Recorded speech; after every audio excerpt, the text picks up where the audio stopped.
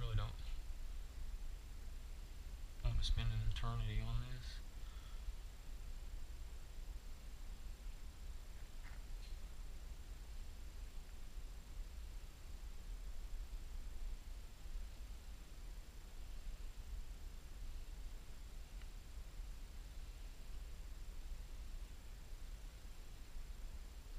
Yeah, you could, I mean, they have a wipe on poly. This is better to use with a, this style poly, and what we're doing, you can use these cheap foam brushes, or like anywhere from 74 to 98 cents at your big box store. You can use a fine, like a fine synthetic brush if you want to. For something like this, I just use little foam brushes, but I have plenty of nice brushes that I use. It's just for this more quick and simple project. I don't feel like having to paint. Kind of clean the brushes, and you got. Restore them. This, when you're done with these, you throw them out. You can, if you want to, you got to do it immediately. Like I left those two over there, I didn't, but you can rinse these out and reuse them. You just got to do it immediately. Sometimes have a little mineral spirits on hand, something to, depending on if you have something that's oil based, or you let them soak. But if it's water based, just warm soap and water.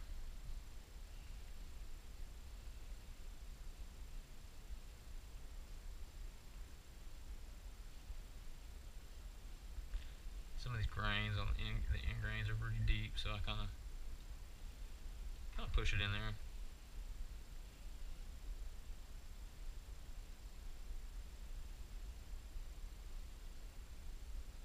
And once you've gone over it one entire time like this, you really don't have to go back over it, because what you don't want to do is if you try to back brush over where you first started, the stuff dries pretty quick. Not as fast if it were 90 degrees out, but you'll leave marks, streaks in it. Then you're forced with having to want to go back and touch it up, and that not really necessary. You want to go with the grain on all this, and I kind of hit that right there, so I'm kind of going against it, but then you're going to go this way, so. And I don't put as much on my brush here, because sometimes you have a little runoff from the side.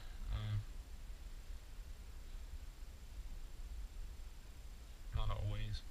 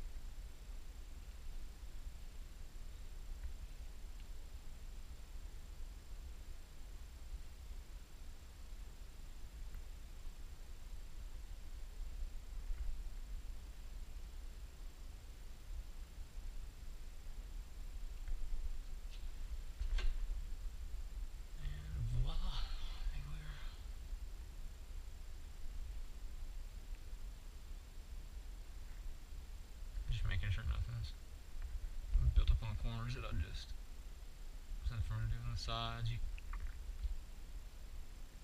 sometimes you can end up pushing a little bit of it, or it'll build up on the ends right here and get kind of goopy.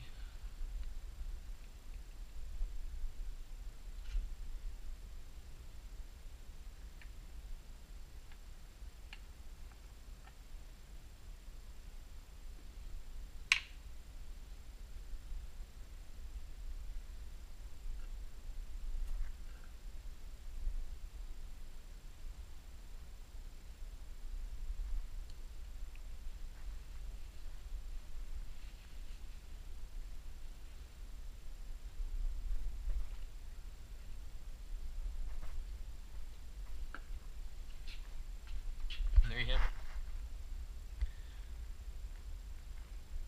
We could call it the not quite pottery.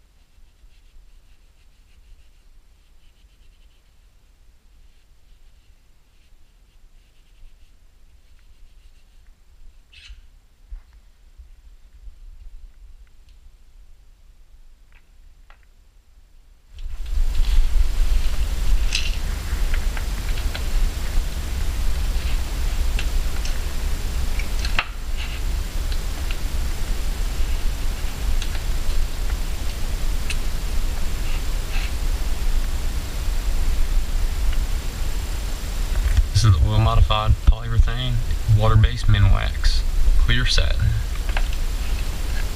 I'm just gonna I've already put one thin coat on, let it dry for at least 2 hours, and then I sanded the entire star down with 220 grit sandpaper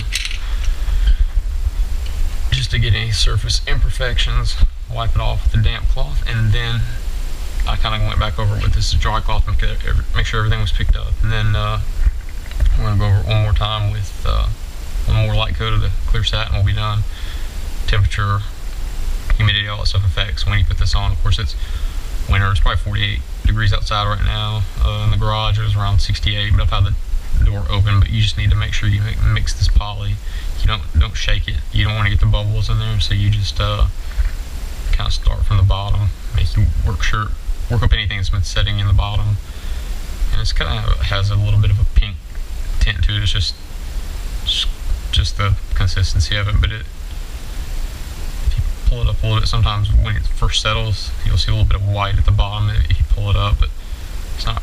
I've already done this once and stirred it pretty good. This is a quick and short little project, so you don't have to stir in between like as if you were putting poly on something a little bit larger, and you just don't want anything to separate. You want good adhesion. So that, and I'm a little anal OCD about this stuff anyway. So, and yes, I'm using this brush because I didn't have any stir sticks available. It's not a big deal. This brush is still good because I just used it a little bit ago. So now I'm just going to go over this one light coat. I'll do the inside first just to get it over with. Kind of awkward angles to work with, in here, but you just get your little sponge brush.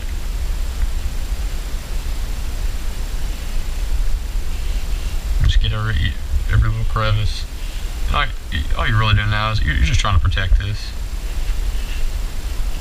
You want to go with the grain. I'm, of course, trying to get in little nooks and crannies. I kind of have to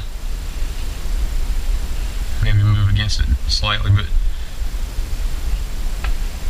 nothing too big. You can always put more on. Don't slop it.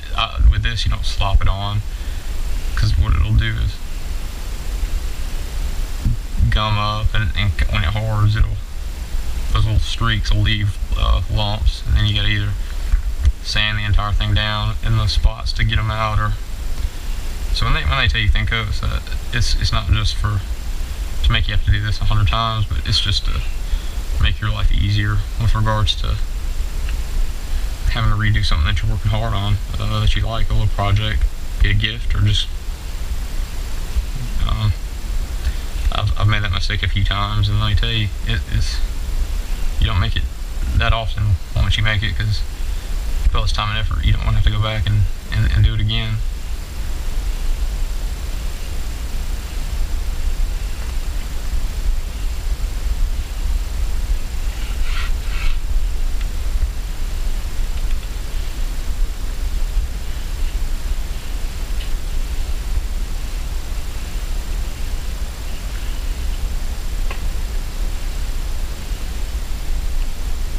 A lot of things you can do before you put your pieces together and whatnot. This is one of them that's kind of questioned. If you have to, this is such a process that you don't want to have to. If you tried to poly and stain everything and then put it together, I mean, you could with certain things. This, just because of the weird angles, the nail holes, and maybe having to go back and fill some stuff, or having to, it's just easier to finish your work, make sure there's, from a mistake standpoint, if you have any mistakes, and correct them, and then just stain and poly and all that at the same time. So to recap, after I put this all together, just kind of beat it up a little bit with a hammer.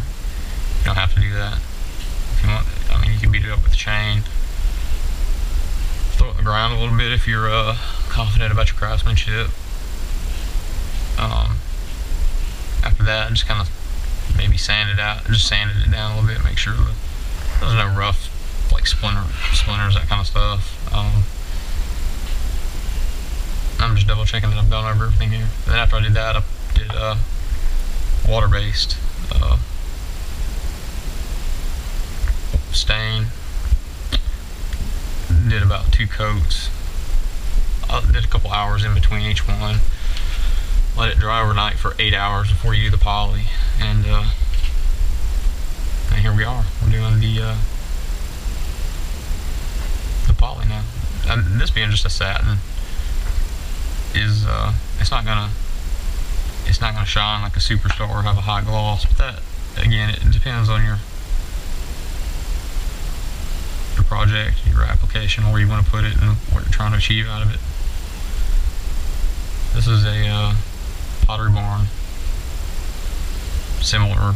I mean, it's a Star. There's some Pottery Barn Stars that they have that are like $125 a piece. I just decided to, not because I'm a cheapskate, but because certain things in there,